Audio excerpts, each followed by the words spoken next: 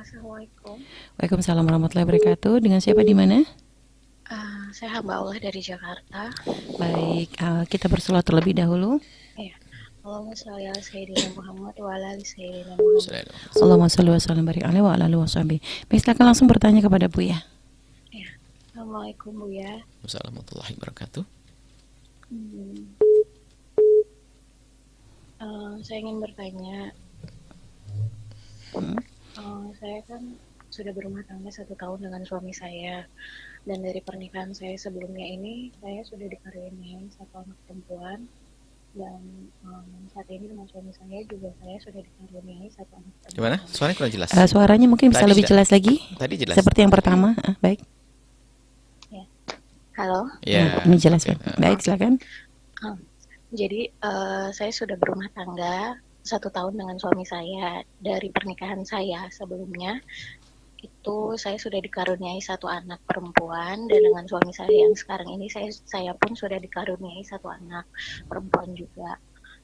Yang saya ingin tanyakan Buya, bagaimana saya menyikapi sikap suami saya yang lebih mementingkan keluarganya ketimbang istri dan anak-anaknya gitu. Karena suami saya itu sebegitu relanya berhutang demi membelikan kebutuhan ibunya seperti obat atau segala keperluannya, tetapi untuk keperluan saya sebagai istri dan anak-anaknya itu selalu perhitungan gitu Bu ya. Sebentar. Anda tercukupi atau tidak?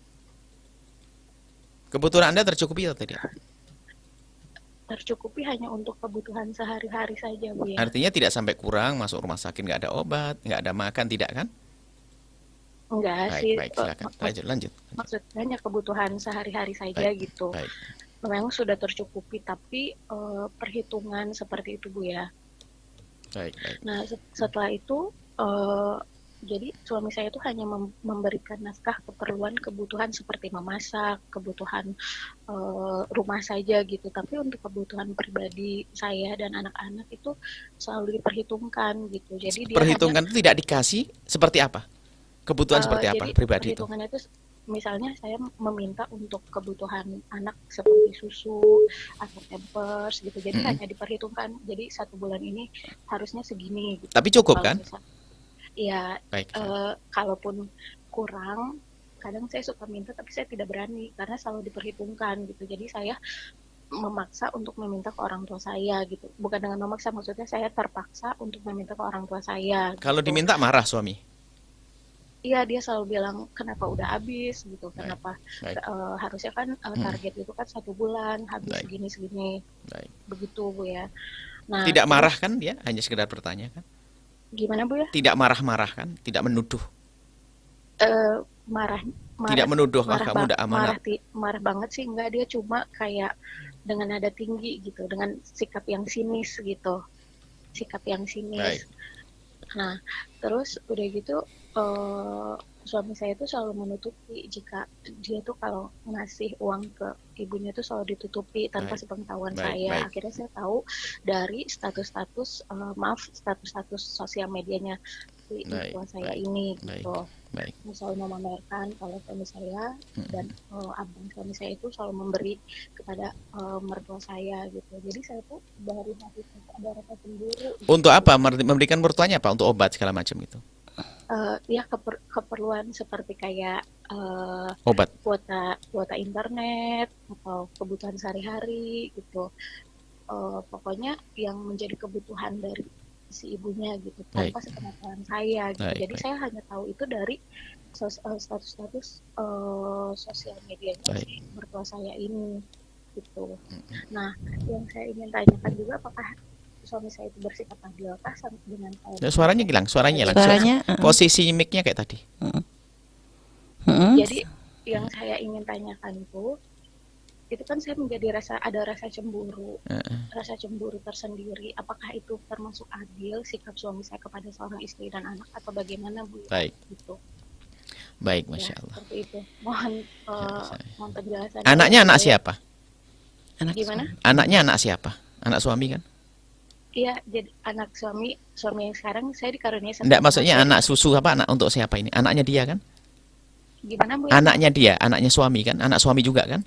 Yang dimaksud anak tadi. Oh, baik. Iya. Baik. Baik. Terima kasih ya Bu ya. Sama-sama. Assalamualaikum warahmatullahi wabarakatuh. Waalaikumsalam warahmatullahi Masya wabarakatuh. Allah, Baik terima Bu ya, kasih silakan Bu ya pertanyaannya. untuk dijawab. Semoga Allah senantiasa memberikan keindahan dalam rumah tangga Amin, di amin, saudari amin. yang bertanya ini. Masya Allah. Jadi gini, saya akan balik. Anda semestinya harus sangat bangga punya suami seperti itu. Dia sangat peduli dengan ibundanya. Artinya suami Anda suami yang penuh berkah. Dan dia bukan zalim kepada Anda. Bukan tidak memberi nafkah kepada Anda. Bahkan juga memberi yang menurut pengakuan Anda cukup, kalau kurang pun saat ini diminta juga ngasih. Dan sepertinya memang beliau itu ada satu kelebihannya, yaitu mengikatannya dengan ibundanya sangat luar biasa. Dan itu tidak akan bisa dipisah sampai kapanpun. Dengan datangnya siapapun tetap tidak bisa. Nah, ini yang harus Anda fahami makna ini. Dan kemudian kalau kita amati, Anda ini mungkin harus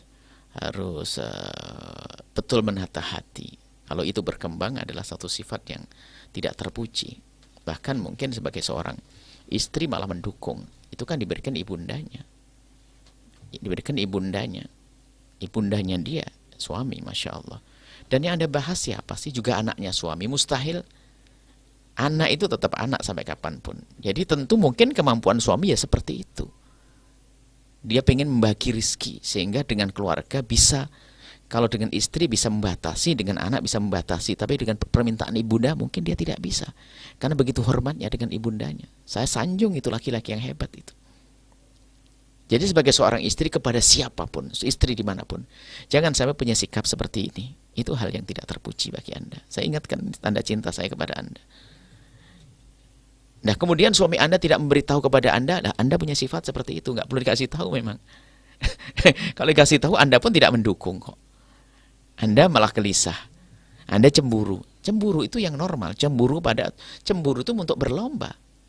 Karena Anda cemburu, suami Anda kok baik sama ibundanya, Anda akan mengambil hati suami Anda kan? Oh gampang, sederhana caranya. Anda ngabdi kepada ibundanya yang lebih istimewa, nanti suami Anda jatuh cinta yang kesekian kalinya kepada Anda. Itu caranya orang cerdas begitu. Saya ingatkan kepada Anda ini. Kalau Anda dengan ibundanya baik, tiba-tiba Anda nyisihkan sesuatu, apa? Habis dia. Karena ngerti istrinya suka memberi, maka akan diberi lebih. Karena Anda tidak pernah memikirkan ke sana, makanya ngasihnya pun tidak ngasih tahu kepada Anda. Jangan-jangan malah dilarang. Ini pelajaran buat Anda, dan ini sengaja saya ingatkan agak keras begini karena demi kebahagiaan Anda. Intinya bahasanya apa? Tercukupi. Dan cukup itu sendiri adalah bisa saja disesuaikan. Artinya bukan Anda menganggap cukup, enggak cukup Bu ya. Yang Anda ukur adalah orang lebih dari Anda kepentingannya, kebutuhannya. Belanjanya di tempat yang mahal-mahal. Tapi kalau orang sekelas Anda kemudian kok dianggap cukup, sudah cukup. Adapun nanti masa depan gimana? Mungkin suami Anda juga sudah menabung untuk masa depan. Itu anaknya juga. Dari nasabnya dia kan mustahil akan ditelantarkan.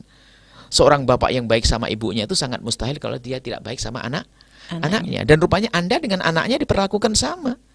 Berarti bukan karena dia ingin berbuat zalim. Anda juga diperlakukan sama dengan anak Anda. Ini nasihat kami kepada Anda, jangan Anda merasa risih dengan perilaku itu, bahkan mulai hari ini harus berani mendukung kepada suami Anda. Suami Anda istimewa, berkah. Dan memang yang kami khawatirkan munculnya laki-laki yang punya sifat seperti Anda atau wanita sifat seperti Anda. Apa itu? Seorang laki-laki melarang istrinya untuk dekat-dekat sama bapak ibunya. Ini adalah laki-laki yang mengajari kekurang ajaran. Seorang istri yang tidak senang suaminya baik-baik sama bapak ibunya. Na'udzubillah. Bahkan tidak sampai di situ. Tidak melarang baik kepada adik-adiknya juga. Sehingga sampai ada kalimat yang Anda ucapkan, apakah adil? Oh adil. Sangat adil seperti itu. Kenapa? Karena ini bukan seperti suami istri dua. Anda dengan ibunya. Kalau istri dua ya keadilannya jelas. Berhasil dapat 1, 100, 100, 1000 kan begitu. Kecuali harus saling rela. Tapi kalau dengan ibu bebas dia. Karena bukan adilnya harus bagi 1 banding 1, tidak. Ibu sampai kapanpun. Nggak bisa. Nomor 1 sampai 6. Siapa yang harus aku mulia? Siapa orang? Ayu nasi ahagu bi husni sahabati, Nabi mengatakan. Siapa orang yang paling berhak untuk aku perlakukan baik? Nabi menjawab kepada seorang laki-laki, ibumu. Siapa lagi ibumu? Siapa lagi ibumu? Berkali-kali. Maka kepada wanita semuanya, dukunglah suamimu untuk selalu berbuat baik kepada ibunda, ayahandanya, dan adik-adiknya. Maka saat itu Allah akan titipkan cinta yang luar biasa kepada Anda. Dan jangan sekali-kali mengganggu langkah mereka untuk mengabdi. Karena apa? Sebagai seorang laki-laki punya tanggung jawab. Kalau dia punya adik perempuan nggak punya nafkah, nggak punya rizki, nafkah jatuh ke anak laki-laki kok. Bapak ibu jatuh ke anak laki-laki. Makanya kalau kita pergi jauh dana, warisan kenapa 1:2? Karena tanggung jawab laki-laki besar. Seperti itu. Jadi Islam itu indah sekali. Maka jangan sampai Anda menjadikan tidak indah karena sifat Anda. Tidak. Jangan katakan tidak adil lagi. Jangan katakan tidak adil. Jangan katakan kenapa suami menyembunyikan. Kalau Anda sudah berubah sifat, pasti bahkan mungkin suami Anda akan memberi kepada ibundanya melalui tangan Anda. Agar semakin cinta mertua kepada Anda. Tapi karena Anda tidak punya sifat semacam itu, maka tidak pernah Anda dimintai tolong. Karena Anda sifatnya seperti itu. Semoga Allah merubah sifat Anda. Anda menjadi wanita yang solehah, mendukung suami untuk berbuat baik kepada ibunda, kepada ibunda dan ayahandanya. Dan kepada suami juga saya kebalikannya. Suami hendaknya senantiasa membantu istrinya agar bisa baik dengan bapak ibunya dan saudara-saudarinya.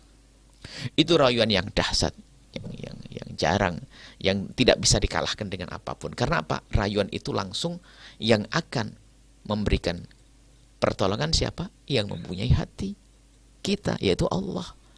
Kalau kita merayu seseorang kan ngambil hatinya si fulan, remeh, belum tentu dapat. Tapi kalau kita melakukan satu perintah silaturahmi, Allah akan titipkan cinta. Karena Allah itu yang dirayu Allah langsung. Kita memohonnya kita melakukan baik kepada orang, tapi Allah yang akan beri itu. Cukup insyaallah. Mohon maaf waktu yang Anda berani bertanya karena Anda dipilih oleh Allah akan menjadi orang yang mulia setelah ini. Amin, amin. Biasa amin. kalau bertanya kepada kami kadang saya jewer, saya cubit, itu adalah karena sayang kami dan biasanya langsung berubah dan setelah itu menjadi istimewa.